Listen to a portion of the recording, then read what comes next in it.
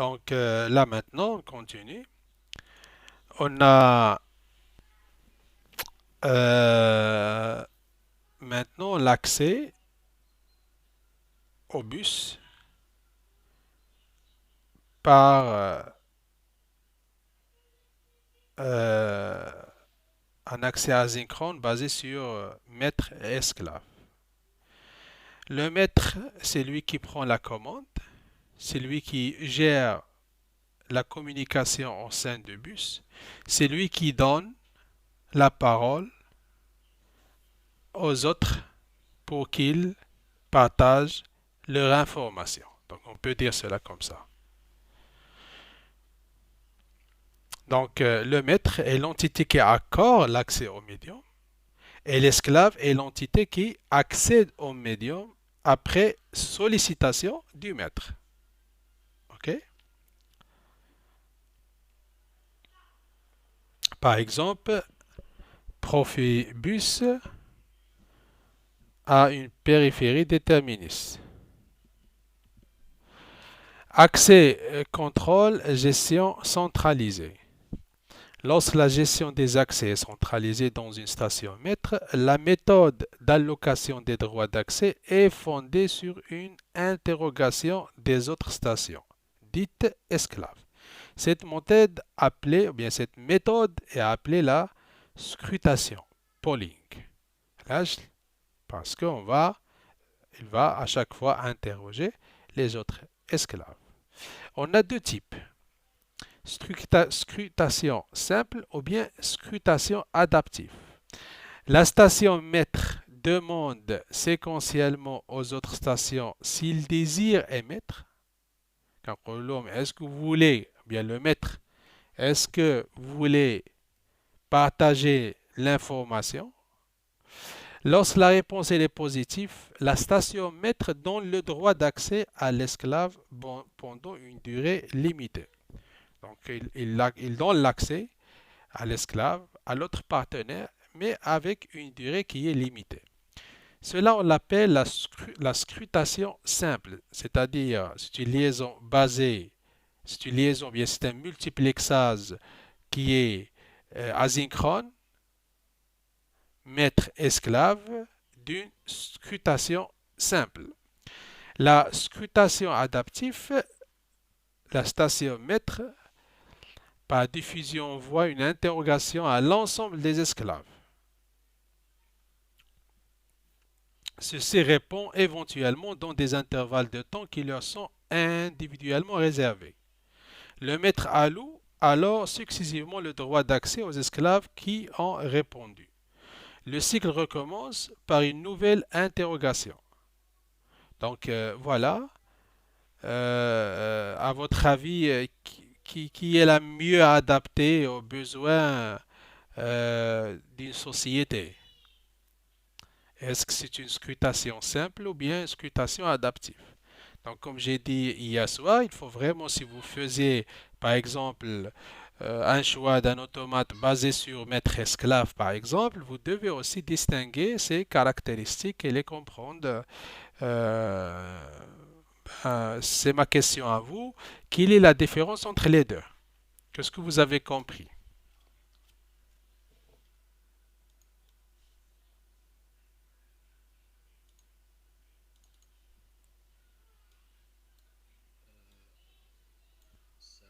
Ah, comme ça. Hmm.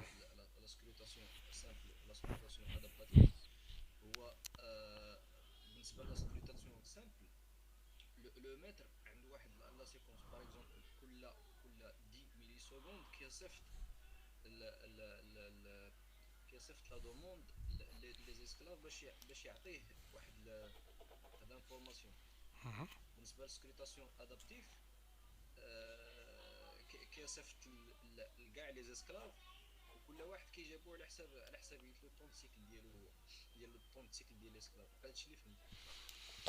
Non, c'est juste, mais seulement comme on peut dire que là, pour la scrutation qui est simple, à chaque fois, il doit Il doit demander séquentiellement, c'est-à-dire il va faire la demande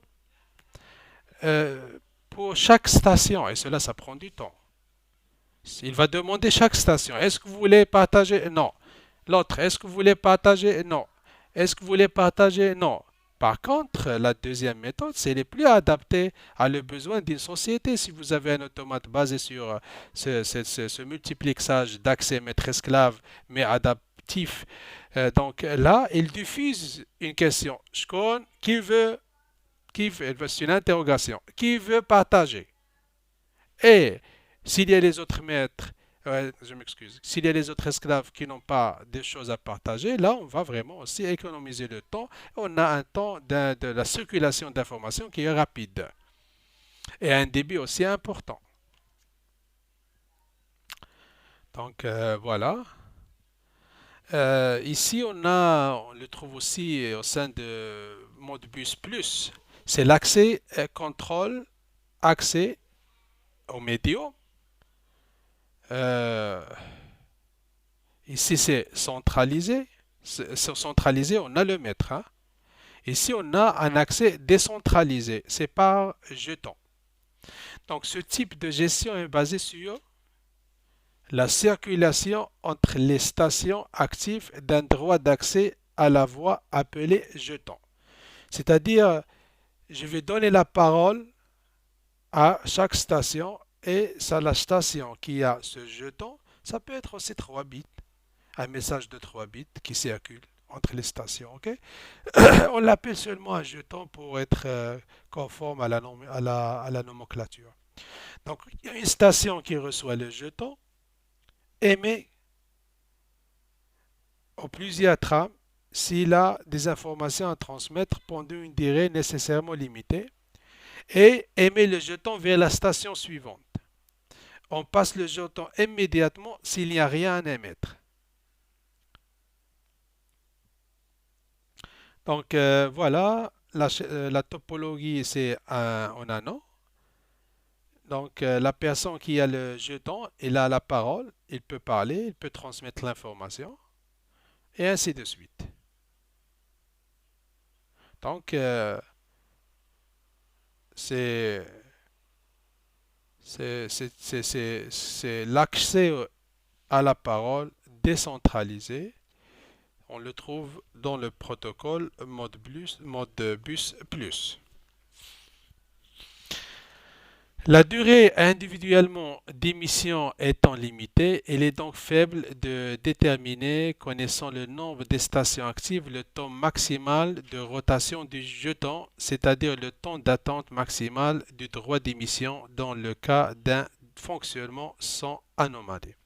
Donc ça, sont les inconvénients de jeton parce que on ne sait pas la durée individuellement donnée par ou bien combien de temps prendra chaque station. On a dit il y a un temps qui est limité, mais il est limité aussi par rapport à la taille d'information qu'il veut partager. Donc, on peut dire ici ce genre de d'accès, il n'est pas, on peut pas parler d'un temps qui est réel. On peut pas déduire le temps maximal ou bien le temps d'accès de chaque partenaire. Donc voilà ce genre des accès. Ici un exemple. Voilà cette station-là. Elle a le jeton. OK? Elle va transmettre l'information. Ou bien c'est ici, on a combien de stations ici? 1, 2, 3, 4, 5, 6, 7 stations. OK? Donc, chaque station a sa propre adresse. Donc, l'adresse 2, l'adresse 3, l'adresse 5, l'adresse 4, l'adresse 8, 6 et 7. Et voilà, d'une part, la complicité, elle doit aussi connaître l'adresse de l'autre partenaire. Hein? Si on voit ici, donc pour que l'adresse 1 donne la parole, pour que l'adresse 1 donne la parole à l'adresse 2, il doit connaître son adresse. Sinon, il va donner la parole à l'adresse 4. OK?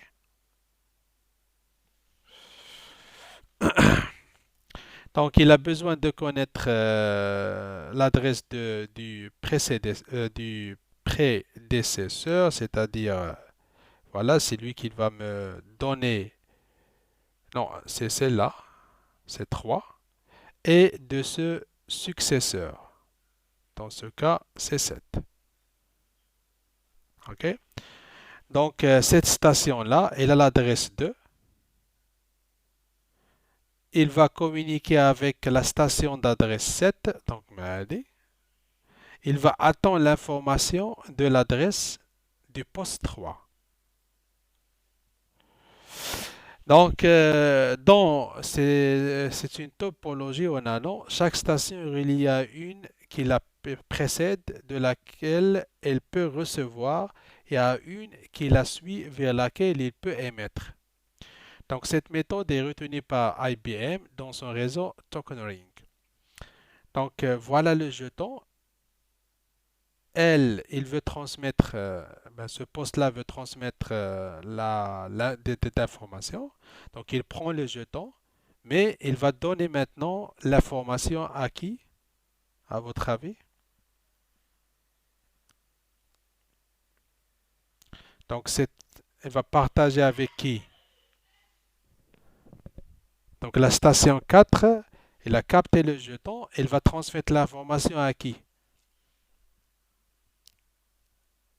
Quelle adresse? Quel poste? Non, non, non.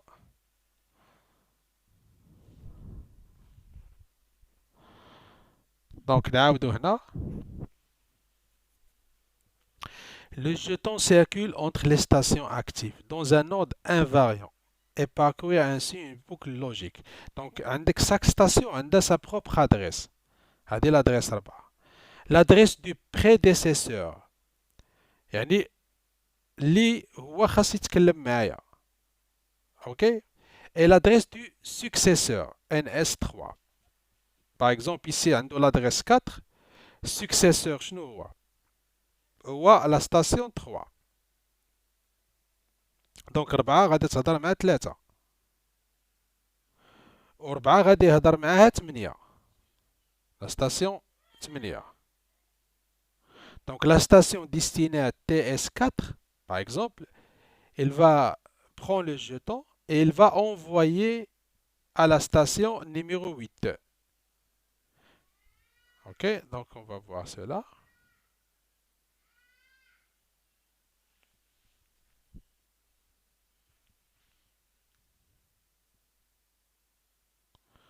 Donc le jeton est à la station 4.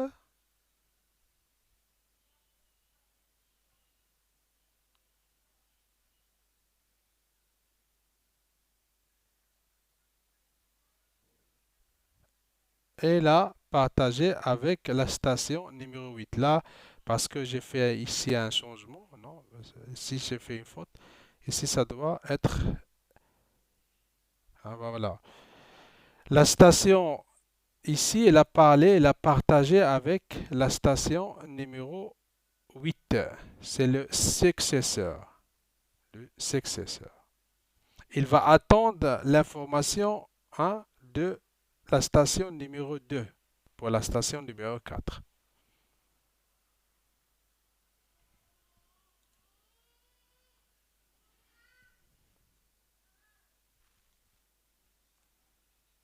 Alors là, il a le jeton. Il va donner maintenant le jeton à la station maintenant T4 retire la trame, on libérait le jeton, c'est-à-dire, ben voilà, il a déjà transmis l'information. Donc l'information, comme j'ai dit ici, était ben, la station 4 veut partager avec, mais seulement avec la station numéro 8. Il peut recevoir l'information seulement de la station numéro 2. Et après, il va libérer le bus, il va libérer le jeton. OK? Donc,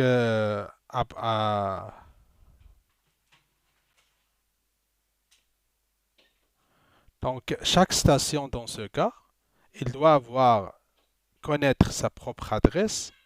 Il doit aussi connaître l'adresse du prédécesseur.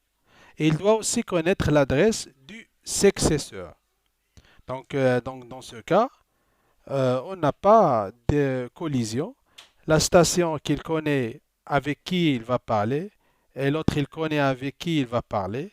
Et il va parler, c'est-à-dire il va prendre le bus si seulement si il a la parole, c'est-à-dire le jeton.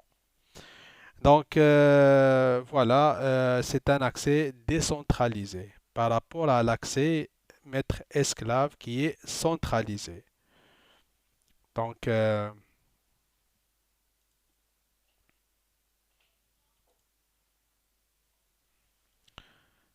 on a abordé jusqu'à maintenant. Donc on a parlé de la couche de liaison. OK? On a parlé de la synchronisation, c'est-à-dire multiplixage asynchronisation, qu'ainsi multiplixage asynchrone.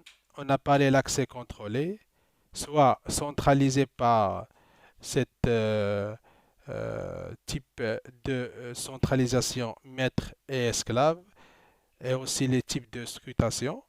Et on a parlé aussi de l'accès décentralisé basé sur le jeton. Et on a aussi cet accès aléatoire qu'on trouve dans le protocole Ethernet basé sur le protocole probabiliste CSMA et aussi déterministe. Donc, est-ce qu'il y a des questions?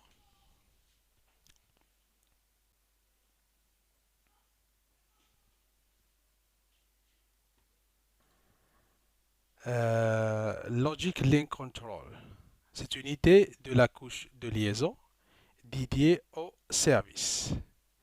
Il permet un ensemble de fonctions de service entre la sous-couche MEC et la couche d'application. Donc, après avoir réglé le multiplexage, ben, ça dépend du choix que vous faisiez, le choix des automates que vous allez choisir. Donc, après cela, donc, euh, ben, l'information doit aller à la couche supérieure pour qu'il soit traité et visualisé. Donc, son but de cette sous-couche Logic Link Control est fournir une garantie de livraison des messages, la détection et la reprise du message en cas où on a une erreur. Puis après, l'envoi d'un datagramme. Donc, il a assemblé l'information, il a assemblé les messages, il a formé un datagramme pour le partager avec la couche supérieure. Donc, on parle ici, on trouve Service Access Point et on trouve aussi LLCSAP sont des fonctions permettant de créer des accès vis-à-vis de la couche d'application. Chaque fonction est représentée par un point d'accès, c'est-à-dire par un service euh, d'accès à la couche supérieure.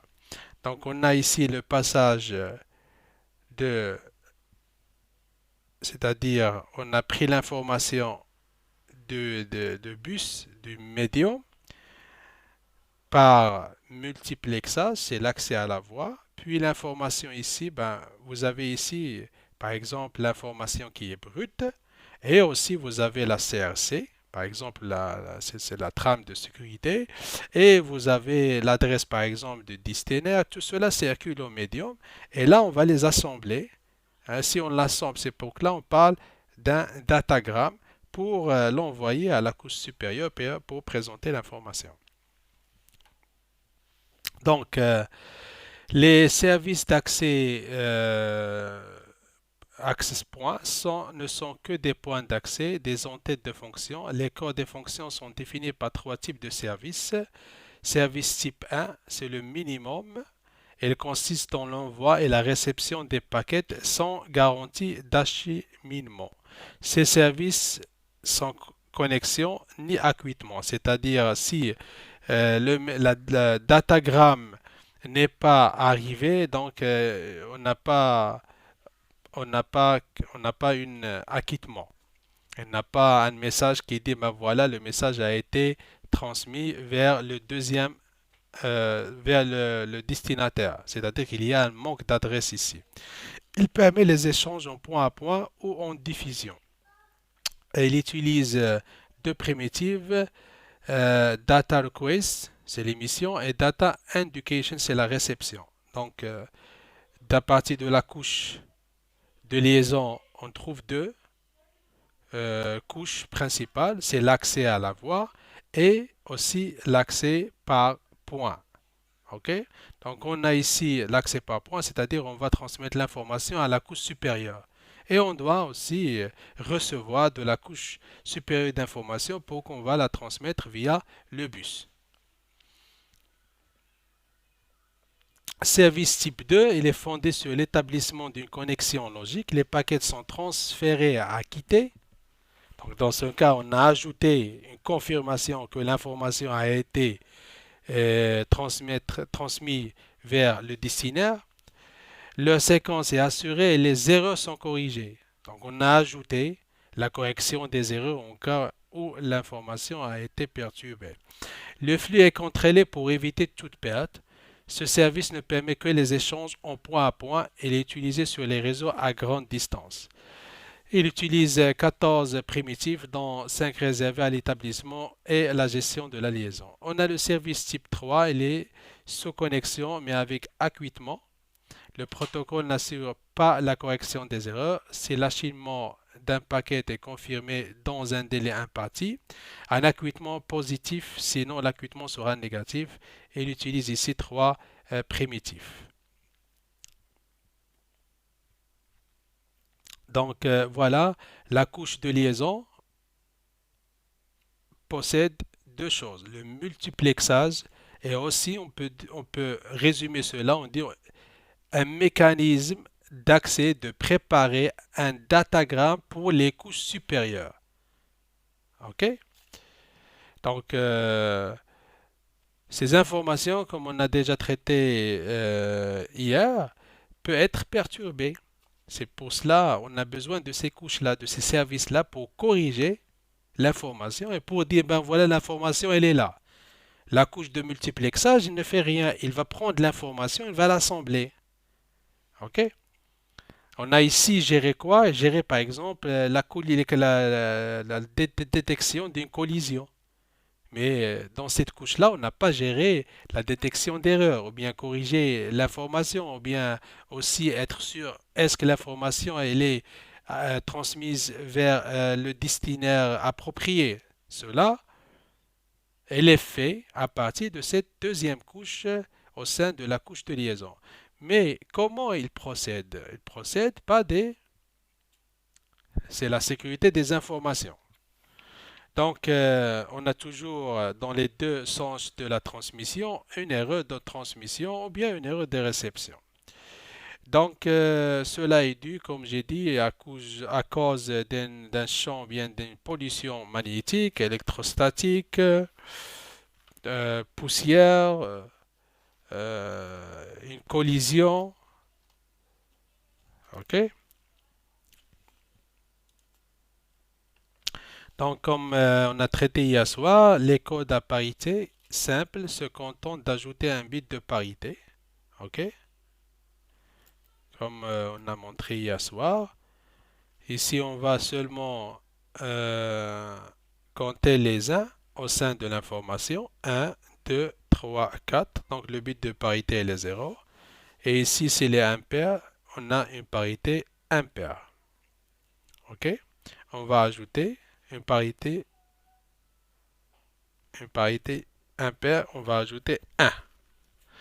Donc, la sécurité des informations par le code de parité ne permet pas une sécurité à 100%, plutôt 50%. En cas où deux bits venait à se modifier simultanément lors du transport de données, aucune erreur ne serait donc détectée. Donc pour améliorer la sécurité des informations, on va procéder par le calcul de la CRC. Donc voilà, on a un message. Il faut dire ici pour la parité, hein, il ne s'agit pas seulement des données de 8 bits, ça dépend de la taille des données. OK? Titre exemple, on a la communication série LS232, il utilise le bit de parité. OK? Ici, on a un message initial. OK? Donc, pour calculer la valeur CRC, on va voir comment on fait. Par un exemple tout d'abord, on a par exemple ce message qu'on veut transmettre. On doit aussi spécifier le polynôme qu'on va utiliser. Ici, on va utiliser un polynôme de grade 3. X à la puissance 3 plus x plus 1. OK? Donc, on va ajouter maintenant, ajouter, c'est-à-dire on va décaler. On va faire un décalage à gauche, c'est-à-dire une multiplication. C'est-à-dire, on va ajouter 3 zéros. 3 zéros. 1, 2, 3. Pourquoi? Parce qu'on a un polynôme de rang 3.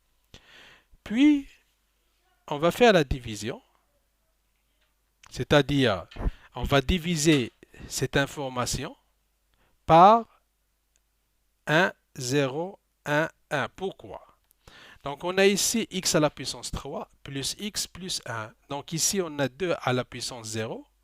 OK? Ici, on a 2 à la puissance 1. Ici, on a 2 à la puissance 2. Et jusqu'à ce qu'on arrive à 2 à la puissance 3. Donc, on a 1, elle est là. Le deuxième but, elle est là. Le troisième, elle n'est pas là. Et le quatrième, c'est-à-dire la puissance 3, elle est là.